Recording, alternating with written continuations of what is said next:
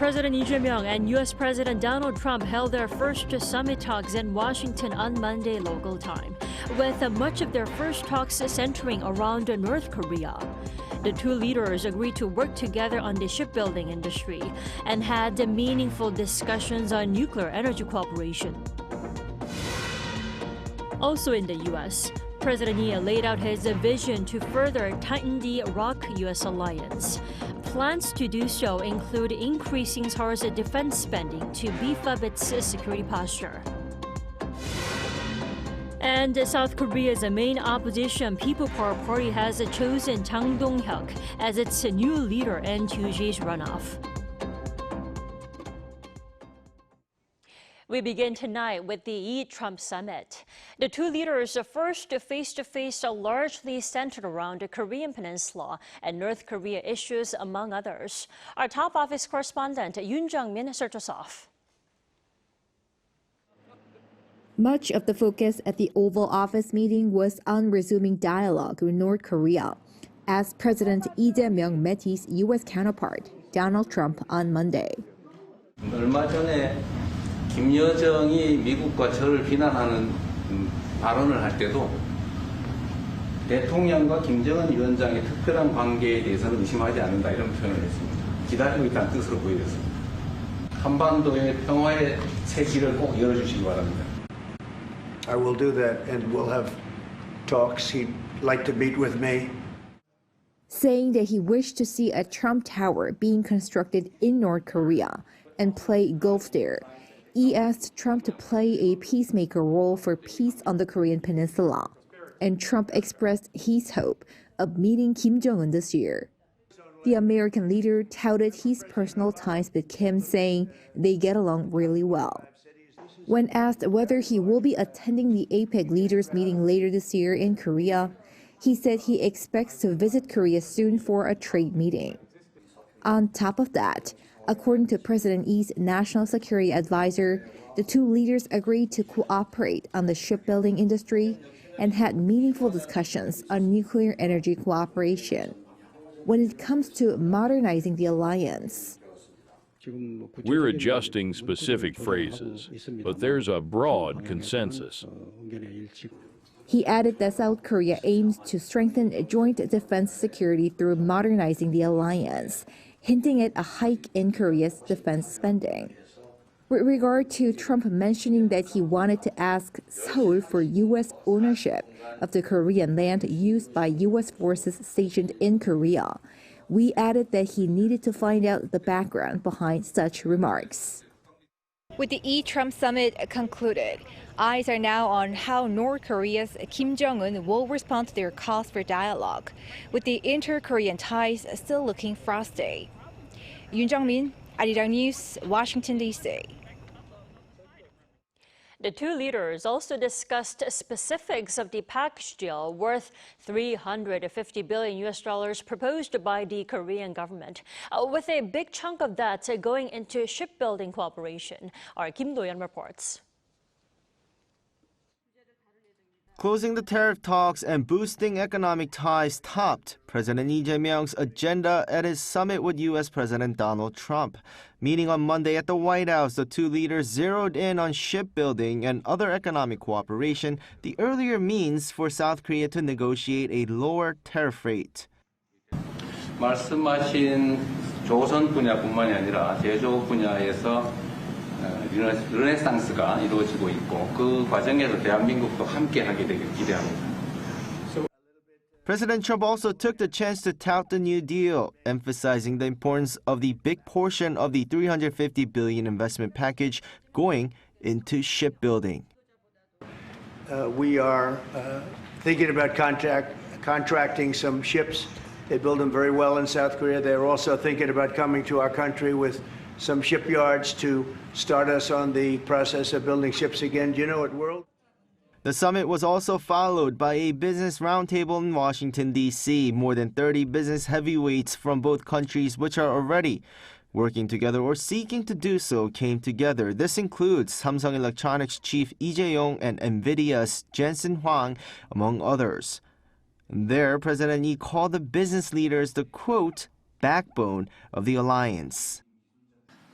동맹의 바탕은 신뢰이고 신뢰를 높일 가장 좋은 방법은 역시 경제적 교류입니다. 그렇기 때문에 우리 기업인 여러분들이야말로 72년 한미 동맹의 그 역사 자체입니다. He also highlighted shipbuilding again, vowing to press ahead with the Make America Shipbuilding Great Again project announced last month. He said Korean companies can play a decisive role in reviving the U.S. shipbuilding industry. And in the meantime, he promised strong government support for businesses on both sides. Korean companies, for their part, announced a substantial additional investment pledge in addition to the trade deal. Korean companies plan to invest $150 billion, joining forces with the U.S. in global markets to usher in a new era of manufacturing renaissance. The U.S. Secretary of Commerce, who had been involved in negotiating with the Korean government, also touted the economic cooperation. Today, American and Korean businesses, we aren't just trading goods. We are building a future together. And as business leaders and government officials got together at the roundtable, 2 contracts and 9 MOUs were signed across 5 sectors: shipbuilding, nuclear power, aviation, LNG, and critical minerals. Kim Do-yeon, Arirang News. Now, rooted in the two leaders' first summit talks on Monday was a warm and a friendly atmosphere. Our Park Hyo-bin tells us more. The first South Korea-U.S. summit since President Lee Jae-myung's inauguration opened a warm display of camaraderie between the two leaders. As President Lee arrived at the White House, U.S. President Donald Trump came out to greet him, and the two exchanged a firm handshake. We're going to have a good meeting. We're going to have a great meeting. When the two leaders entered the White House to sign the guest book, Trump personally pulled out the chair for Lee. After Lee finished signing, Trump asked for the pen, and Lee readily offered it as a gift. Is that your pen? 네, 가지고 있습니다. Very good. It's a nice pen. Do you want to take it with you? I won't use it, but I'm going to keep it because I don't want to use it. I want to have it as an honor and keep it in a very important place. Okay. And I have gifts for you. Before we leave, we have to remember. Moving into the Oval Office for the summit, the two leaders exchanged kind words. President Trump once again congratulated Lee on his election victory, while Lee praised the U.S. economy. And it's a great honor to be with you, and congratulations on your election. That was a big one. 제가 보니까 사상 최고치를 경신하고 있던데 오늘은 잠깐 조정되고 있지만 아주 훌륭하게 미국이 다시 위대해지고 있는 것 같습니다. The misunderstanding over Trump's Truth Social post, which had heightened tensions before the summit, was also put to rest. Earlier, Trump had written on his Truth Social that purge or revolution seemed to be unfolding in South Korea, adding that the U.S. could not do business there, apparently referring to investigations into former President Yoon Suk-yeol and alleged raids on U.S. military bases. During the summit, the issue came up and the misunderstanding was dispelled as Lee clarified the situation. I heard from Intel that there was a raid on churches. We're going to talk about that later. I haven't spoken about it yet, but when we meet. And, that would be too bad if that's the case. But I did hear that from Intel, that there was a raid on churches closing. 지금 대한민국은 아시는 것처럼 친위 쿠데타로 인한 혼란이 이제 극복된 지 얼마 안 된 상태고 특검에 의해서 사실 조사가 진행 중입니다. 미군을 직접 수사한 게 아니고 그 부대 안에 있는 한국군의 통제 시스템이 어떻게 작동했나를 확인한 것 같습니다. I am sure it's a misunderstanding. I'm sure that's going to be worked out fine.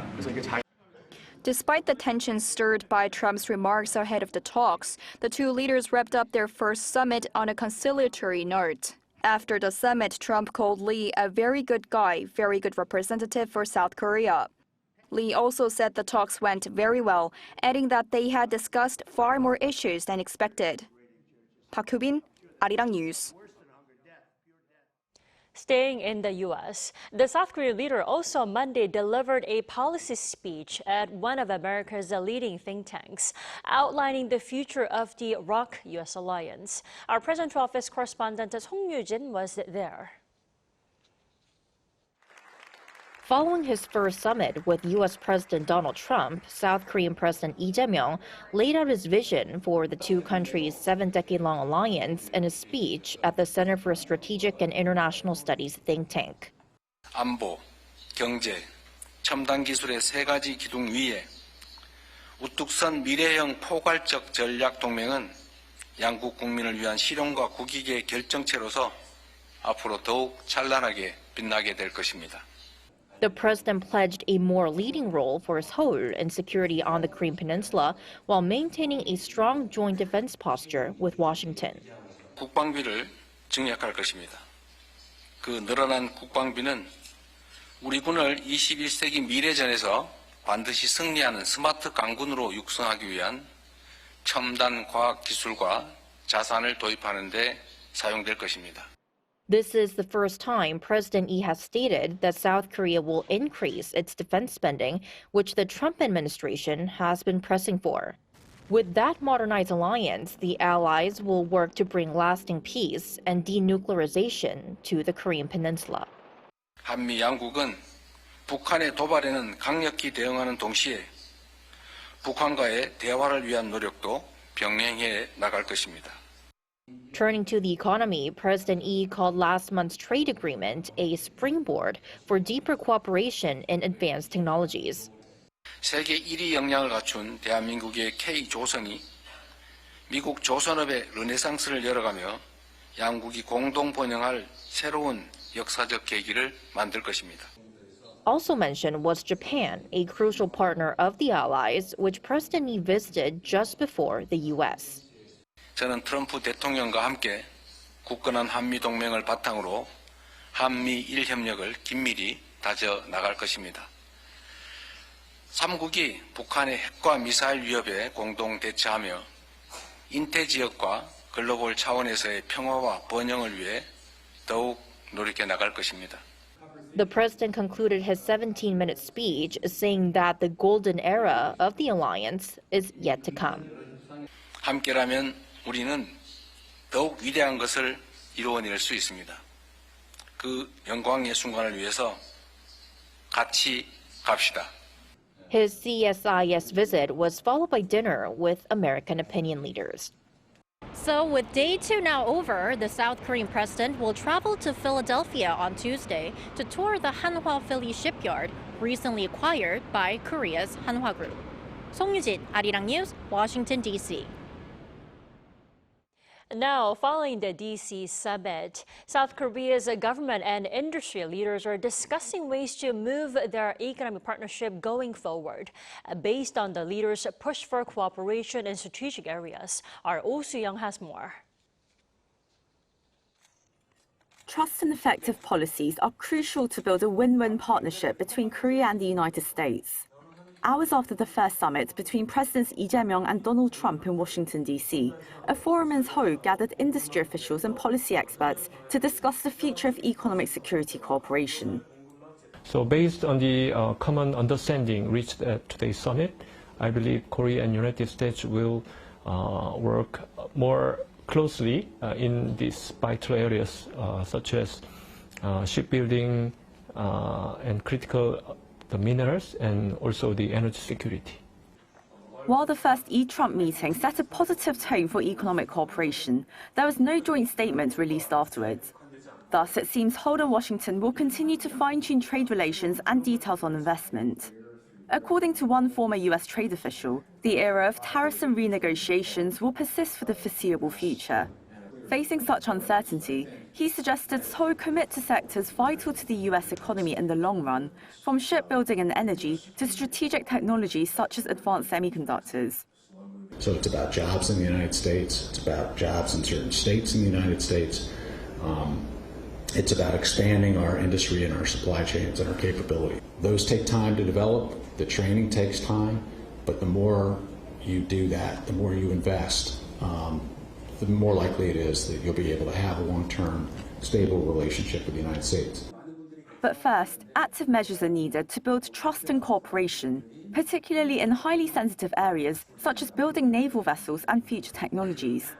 Key industry players such as Hana Ocean, SK Gas and POSCO Future M called for effective policy action in the US, as current legislation and a lack of incentives hinder foreign investment in America.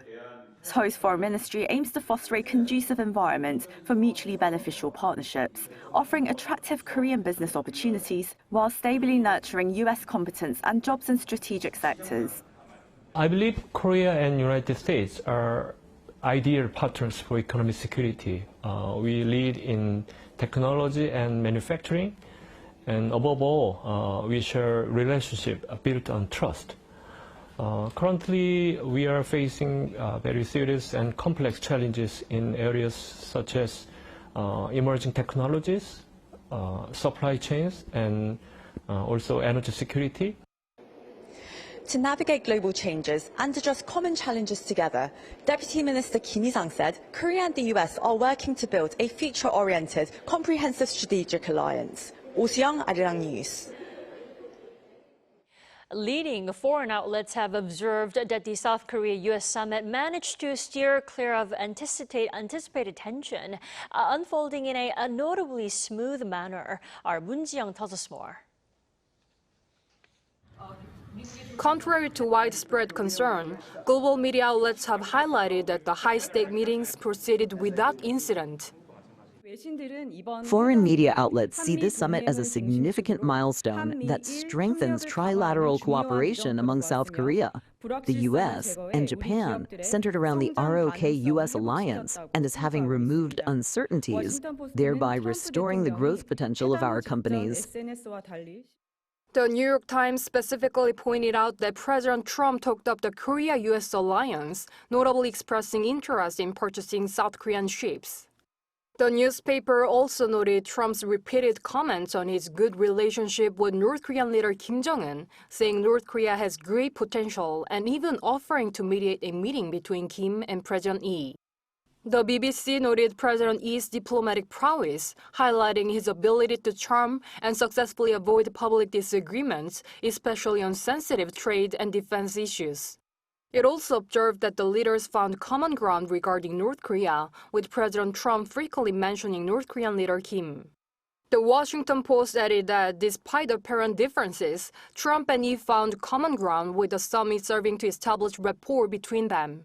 Both leaders survived assassination attempts last year and saw political boost despite past indictments. Politico characterized President Lee's outcome as a definitive win, observing that he emerged unscathed and even charmed President Trump through lighthearted exchanges. Moon Ji-young, Arirang News. The Presidential Chiefs of Staff of Seoul and Washington have established a direct communication line. This is according to South Korea's Presidential Chief of Staff Kang Won-sik on Monday, who told reporters that the decision to open such a channel with his U.S. counterpart Susie Wiles reflected the need for sustained, comprehensive talks on key security, trade, and economic issues between the two nations. Kang added he met with Wiles at the White House around 2.5 hours before the E-Trump summit to discuss issues including diplomacy and security. Monday's announcement came as Kang's U.S. visit with President Lee raised questions, as the president's chief of staff normally stays in the country to oversee domestic matters during the leader's overseas trips. Thank you, Mr. President. How are you planning to make? I also want to ask this question to Mr. President. Who are you with? I'm Song Mi-jin. I am from South Korea's Arirang TV. Good. Thank you so much. So, as mentioned earlier, United States is South Korea's most important and closest ally. So, in this point of view, I would like to ask you and also President Lee, what do you think are the key ways to make the South Korea-U.S. alliance greater? Well, I think it's great now. I feel very warmly toward South Korea. I will tell you that I have a lot of people in business that I deal with that are from South Korea. They love Trump because they feel I've saved. I think you would have had a nuclear war if I weren't. I think you would have had a nuclear war, North Korea and South Korea. I think it would have been a disaster. You're only 60 miles away from Seoul. They don't even need nuclear. They have their cannons, howitzers. And they have them buried in the mountain. You know what I'm talking about. And I think you would have had, if I didn't win that election, if Hillary Clinton, crooked Hillary, won that election, I think you would have had a nuclear war. It would have taken place, and it would have been horrendous for everybody, including them. It would have been very bad for them because we would have had to enter the picture, and we are the most powerful nuclear country in the world by far. Russia's second, China's third. China's going to catch eventually, 5 or 6 years they're working to catch. One of the things we're trying to do with Russia and with China is denuclearization. And it's very important. One of the things I discussed with President Putin the other day, it wasn't just that, it was also other things. And I think the denuclearization is it's a big aim, but Russia's willing to do it, and I think China's going to be willing to do it too. We can't let nuclear weapons proliferate. We have to stop nuclear weapons. The power is too great. Okay? Thank you. Now on the local front, in a leadership race that went down to the wire, the People Power Party has elected Jang Dong-hyeok as its new leader. Our Moon Hae-ryun has the details on what his victory means for the political landscape ahead. The main opposition People Power Party has chosen Jang Dong-hyeok as its new leader. Jang edged out rival Kim Moon-soo in the runoff on Tuesday, securing 50.27% of the votes, a lead of just over 2,300 ballots. The leadership race went to a runoff after no candidate secured a majority in the first ballot. Kim, the party's former presidential candidate, had initially polled strongly. But Jang, a younger lawmaker seen as representing generational change whilst aligning closely with the hardline conservative base, consolidated support among in-party voters and emerged victorious. In his acceptance speech, Jang framed his election as a turning point. Choosing me as party leader marks the beginning of reform. I will renew the People Power Party and lead it into the future, carrying the wishes of our members. Political analysts say Chang's win represents a rejection of more conciliatory voices in the party and instead signals closer alignment with the hardline anti-impeachment conservative base. This raises the prospect of even sharper clashes with the Democratic Party, which has used its parliamentary majority to push through a series of contentious reform bills in recent weeks. The PPP has countered by staging marathon filibusters to delay legislation, heightening political gridlock and fueling partisan tensions at the National Assembly. The DP's leader, Chung Chung-le, branded the PPP a party of insurrection shortly following the announcement of its new leadership, and expectations are mounting that parliamentary gridlock will only deepen. Jang also faces significant challenges within his own camp, as he now inherits not only the reins of the party, but also the challenge of restoring its political momentum. He faces the immediate task of strengthening internal cohesion while preparing for next June's local elections, where the PPP hopes to secure more regional leadership posts and regain influence on the ground. Moon Hae-ryun, Arirang News. And now on Tuesday, the government and ruling party met to discuss next year's budget plan, agreeing that the administration should play an active fiscal role in tough economic times. They also decided to make the R&D budget the largest ever. Our political correspondent Shin Ha-young reports. The government's 2026 budget plan will emphasize expansionary fiscal policies, marking a shift from the previous administration's focus on fiscal soundness. The direction was hinted at during a budget meeting between the government and the ruling Democratic Party on Tuesday. The DP said the economy is struggling and people's livelihoods are under even greater strain, stressing that national finance must play an active role for the people.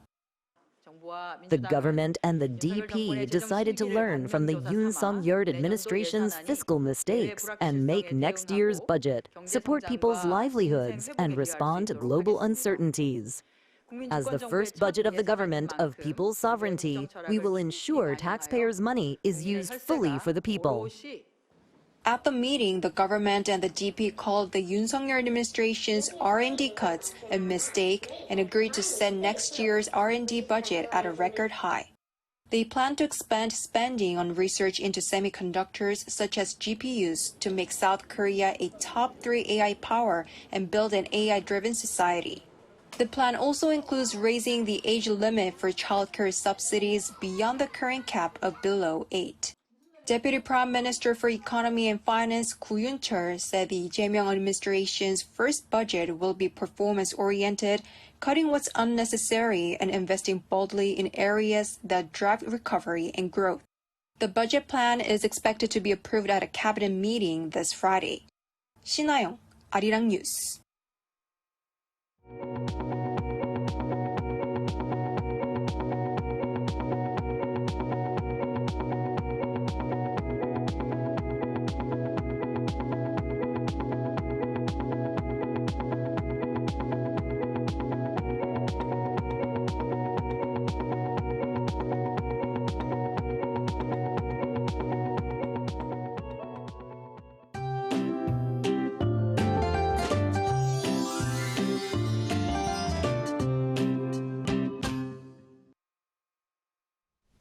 The rain gradually stopped this afternoon in most parts of the country, but some eastern areas will continue to have rain until tonight.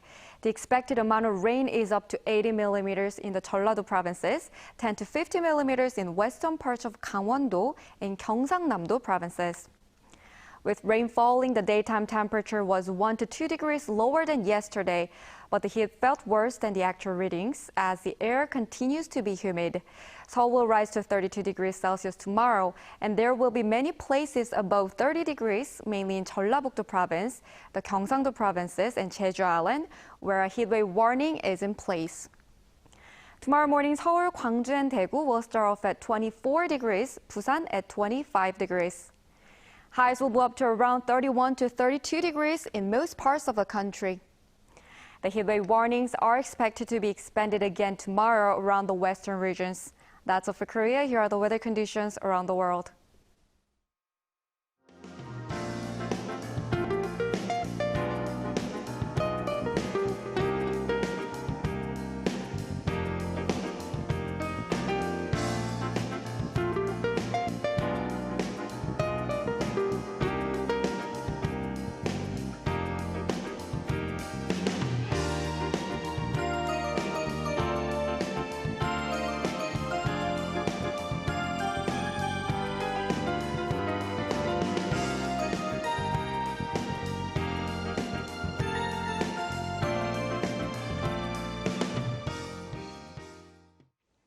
That's all we have for tonight. I'm Kim Dami. From all of us here at Arirang, thanks for watching and good night.